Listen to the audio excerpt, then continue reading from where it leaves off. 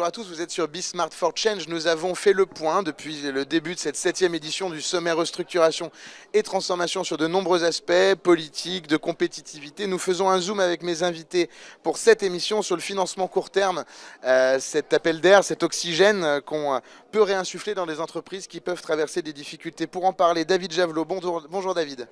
Bonjour Mathieu. Vous êtes Head of Restructuring au sein de Facto France. Facto France, en 2 mots? Facto France, on est une société qui fait de l'affacturage et donc qui apporte une solution de financement court terme, de la trésorerie aux entreprises de toute nature, y compris dans le restructuring. L'affacturage, en 2 mots, c'est j'ai des créances clients, je peux mettre en place une solution de financement dès lors que j'ai des créances clients et modulo un tout petit peu d'organisation au début. En 2 mots, vous êtes une entreprise, vous avez des factures, vous transformez vos factures en cash disponibles immédiatement. C'est ça l'affacturage. Très clair, merci David. À votre droite, Laurent Drey, associé fondateur de BFR Expertise et Solutions. Bonjour Laurent. Bonjour Mathieu. Alors BFR Expertise, ça porte bien son nom, BFR. Tout est dit. On est dans le financement court terme, en tout cas dans sa réponse. Qu'est-ce que vous faites au sein de votre entreprise? BFR est un cabinet qui a une dizaine d'années d'existence maintenant et qui est spécialisé dans le conseil et le courtage autour des solutions de financement du BFR avec 2 grosses composantes, le poste client, la mise en place de contrats d'affacturage ou la renégociation. On s'apercevra et on en discutera tout à l'heure qu'il y a des vrais sujets sur la renégociation et de manière très connexe l'assurance crédit pour être un véritable support à l'affacturage. Merci beaucoup. Bon, on va effectivement pouvoir parler du poste client. À vos côtés, Christophe Thévenot. Bonjour Christophe. Bonjour Mathieu. Vous êtes administrateur judiciaire au sein de Thévenot Partners. Vous avez été président du Conseil national des AJ, des administrateurs judiciaires et mandataires judiciaires. Vous êtes à Paris. Vous êtes un des administrateurs judiciaires les plus réputés sur la place. Merci d'être avec nous aujourd'hui. Vous aurez cet œil également d'administrateur judiciaire aux côtés des dirigeants en période de crise, en judiciaire et en ad hoc.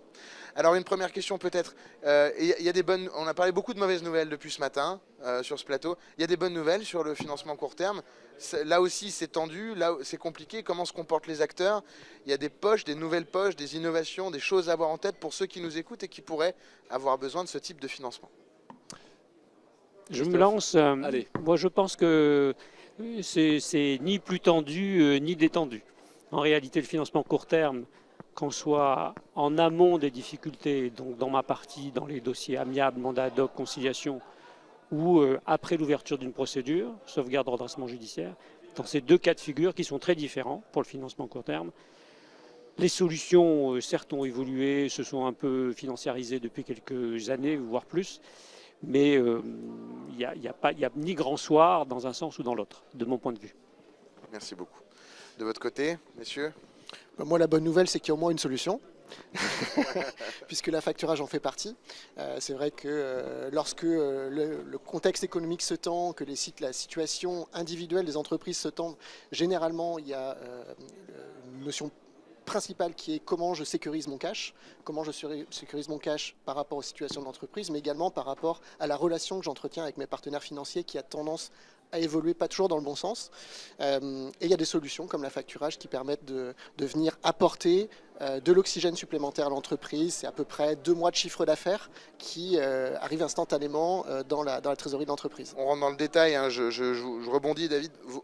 L'affacturage, si je ne l'ai jamais mis en place, il en existe encore, même si ça a tendance depuis quelques années à quand même bien se systématiser de partout. Mais si je n'en ai jamais fait, entre le moment où je vous appelle, où j'appelle un courtier, et le moment où je reçois le cash, il se passe combien de temps? Ça peut être extrêmement rapide. C'est-à-dire que là, on est dans un environnement qui s'adresse plutôt aux sociétés en restructuring. On est capable, dans cette configuration, d'intervenir en 1 semaine, 10 jours maximum, entre le moment où on est sollicité et le moment où l'entreprise perçoit les premiers financements.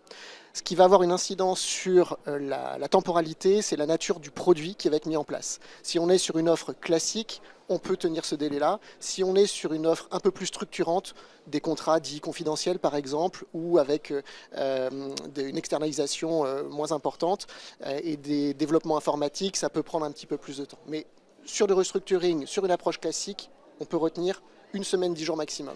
Mais on parle quand même d'entreprises qui sont en difficulté, donc le dirigeant, la dirigeante a pas force. Enfin, il y a une fatigue, il y a une tension, il y a plein de choses. Ça implique en 8-10 jours d'aller assez vite et peut-être d'être assez mature sur certains aspects. C'est là, j'imagine, que Laurent et ses équipes rentrent en jeu. Exactement. En fait, 8 à 10 jours, c'est ce qu'on peut constater dans la mise en place d'un contrat d'affacturage pour avoir le premier financement, le premier décaissement, une fois qu'on a fait sa cession de créance. Mais je dirais qu'il y a un travail amont qui est très important et c'est là où on intervient effectivement pour accompagner l'entreprise, la direction financière, le dirigeant, les équipes comptables, les équipes recouvrement pour faire en sorte que le dossier soit le plus carré possible pour pouvoir être performant justement sur la réponse du facteur et justement le décaissement très rapide. Le travail d'acteurs comme BFR, c'est précieux pour un facteur, parce que ça nous permet de gagner énormément de temps dans l'instruction du dossier. C'est-à-dire quand un acteur arrive en amont, pose un premier diagnostic, imagine une solution et sollicite le facteur, c'est du temps gagné pour nous, et on va pouvoir se concentrer sur le comité de crédit et après le déploiement du contrat d'affacturage. Donc c'est vrai que c'est une mécanique avec différents acteurs qui est très importante. Vous l'avez entendu, un duo important. Moi, je voulais confirmer le délai. C'est vrai qu'on l'observe, c'est très rapide, 8 jours, 15 jours, ce qui est extrêmement rapide. Mais ça soulève un autre thème important, c'est que l'entreprise en difficulté, qu'on soit en amont ou après l'ouverture d'une procédure sauvegarde redressement, doit se mettre en mode crise. Et elle doit le faire en interne. Et si elle n'a pas les capacités en interne, elle le fait avec des aides extérieures, par exemple BFR ou d'autres conseils. Et c'est primordial pour la réussite justement de la mise en place d'un tel financement crucial, hyper rapide. Et ça a un autre effet, surtout quand au bout de 8 ou 10 jours, hop, on voit son BFR réduit, ça détend tout le monde. Ça implique quand même que la top line soit au rendez-vous, tout cela. Il faut des clients. Est-ce qu'il y a d'autres... Sur un niveau de top line, même s'il est en baisse, l'impact BFR, c'est que là où on attendait 30 jours, 60 jours, hop, on les récupère tout de suite, même sur une top line pas top. Mais mon point c'était, mais vous avez raison, mon point c'était plutôt de dire, est-ce qu'il y a d'autres financements court terme auxquels vous, dans le cadre des dossiers que vous instruisez, Christophe, auxquels vous faites appel pour justement donner un peu d'air? On pense évidemment au financement sur stock, on pense à des renégos par rapport aux URSSAF peut-être ou à d'autres organismes. Si on devait là donner 3 exemples de financement, on reviendra certainement sur le factoring, mais 3 exemples de financement court terme qui vont donner une bouffée d'air frais à ceux qui nous écoutent. Effectivement, il y a des financements contractuels qu'on va mettre en place avec par exemple l'affacturage ou avec du financement sur stock. Et puis il y a des financements que je vais appeler consensuel ou un peu imposé. Là aussi, qu'on soit plutôt en amiable, plutôt en amont des difficultés, quand on cherche les leviers pour avoir du financement court terme, il y a le non-paiement d'un certain nombre de choses. Et parmi ces choses, il y a les charges sociales, patronales uniquement évidemment, pas salariales. Il peut y avoir des décalages de versement de TVA. Il faut que ce soit des décalages, il ne faut pas se mettre à ne pas payer la TVA pendant des semaines ou pendant des mois. Et puis, il y a c'est là où c'est plus consensuel, le non-paiement d'échéances bancaires, qui peuvent peser énormément. Après, il peut y avoir des cas particuliers sur des loyers, par exemple, selon le type d'activité. Et donc, on va chercher ce financement court terme qui peut devenir un long terme, hein, selon la procédure vers laquelle on va se diriger, auprès des créanciers de l'entreprise. Et ça peut être très significatif. Merci Christophe. Vous évoquiez, Laurent, les renégos.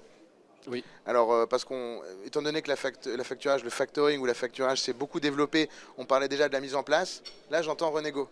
Ça veut dire qu'on est déjà dans un niveau de maturité différent sur ce marché et qu'on arrive sur des moments où ça peut soit bloquer ou soit il y a des besoins de réalignement d'intérêt entre un facteur et son client. Qu'est-ce que c'est qu'une renégo de contrat d'affacturage et quels sont les drivers? Qu'est-ce qu'il faut avoir en tête? En fait, aujourd'hui, le marché de l'affacturage, c'est un marché qui est très mature. Hein. Aujourd'hui, beaucoup de PME, de TI sont clientes de l'affacturage. Elles ont pu négocier alors, directement avec un facteur, souvent avec un facteur bancaire. Hein. C'est souvent un dossier qui est arrivé directement de la banque vers son facteur.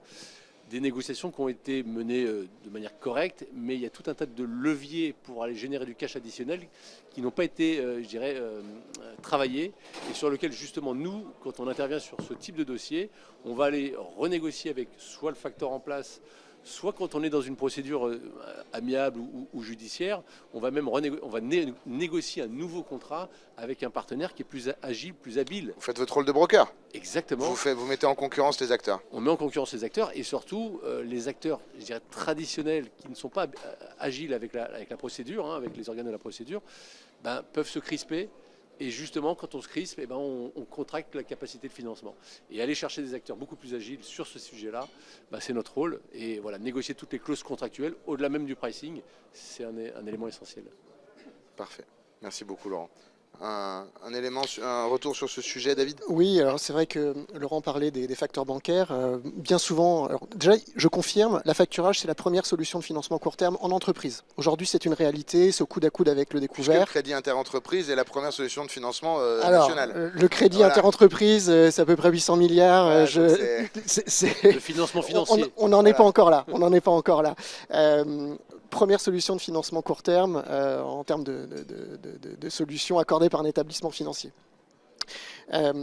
Après, il y a différents acteurs qui vont pouvoir se positionner, différents facteurs, avec différents positionnements. Et en fonction de la situation de l'entreprise et des caractéristiques de l'entreprise, chaque acteur va avoir des cas de figure dans lesquels il va se sentir à l'aise et d'autres un peu moins. Lorsque l'entreprise sollicite un facteur par intermédiaire de sa banque, alors qu'elle ne rencontre pas une phase de procédure collective ou de procédure amiable, qu'elle n'est pas en restructuration, c'est bien évidemment radicalement différent d'évoquer ce même dossier dans cette configuration. Et il y a des facteurs qui se sont spécialisés pour pouvoir intervenir, entrer en relation au moment de la procédure collective et la procédure amiable. Bien évidemment, Facto France Peut-être en main fait dans la main avec des banques judiciaires par ailleurs. avec l'ensemble des acteurs. C'est là où, lorsqu'on parle de spécialisation, d'expertise, c'est non seulement la capacité d'intervenir, mais également d'organiser ces équipes pour créer des liens spécifiques avec les administrateurs judiciaires, avec les avocats, avec les cabinets conseils, parce que c'est un écosystème qui est mobilisé autour de l'entreprise pour trouver des solutions. Et une des solutions peut être la facturage. Donc comme je le disais, certains acteurs se sont spécialisés, Facto France en fait partie, ce n'est pas le seul, mais Facto France intervient dans cette configuration à travers une expertise qui s'appelle Cap Rebond. Et c'est là où des acteurs comme BFR, enfin différents courtiers qui peuvent nous challenger dans cette configuration, vont venir nous saisir parce qu'ils savent que l'appréciation du dossier ne va pas se faire à l'échelle des performances financières immédiates de l'entreprise, mais bien sur la factorabilité d'un dossier. Merci. Et donc, augmenter la capacité de financement. Merci à tous les trois. Il nous reste 1 minute. J'aimerais peut-être qu'on prenne juste quelques secondes chacun pour le conseil que vous donnez à un dirigeant qui nous écoute par rapport à cette thématique financement au sens large, que ce soit sur vos sujets ou au sens large. Christophe. Le premier et le seul conseil, pardon d'enfoncer des portes ouvertes, c'est de tenir ses prévisions de trésorerie pour savoir si une impasse se dessine, à quel moment elle se dessine. Est-ce que devant moi j'ai 3 mois ou est-ce que j'ai 15 jours? Et dans ce cas-là, prendre des mesures qui s'imposent. Et aller vers les problèmes plutôt que les fuir, peut-être pour provoquer la discussion rapidement avec ses partenaires bancaires classiques, quoi. Bon, bah moi, je vais enfoncer une autre porte ouverte, c'est anticiper. C'est évident qu'on est capable d'accompagner les entreprises, quelle que soit leur situation, création, développement, restructuring, mais le plus on anticipe la situation, le plus on aura la possibilité d'accompagner correctement et avec une optimisation du financement. Merci David. Laurent. Anticiper, c'est pas subir en fait. Donc il faut ne pas hésiter à faire appel à des conseils pour accompagner justement sur ces phases très compliquées de la vie de l'entreprise. Merci. Donc, vous l'aurez entendu, anticipation, anticipation, anticipation, avec évidemment un plan de trésor qui permet de savoir où on en est pour anticiper. Merci à tous de nous avoir suivis pour cette émission. Merci à vous trois. Merci. Excellente journée. Vous regardez Be Smart for Change, la suite des programmes dans un instant.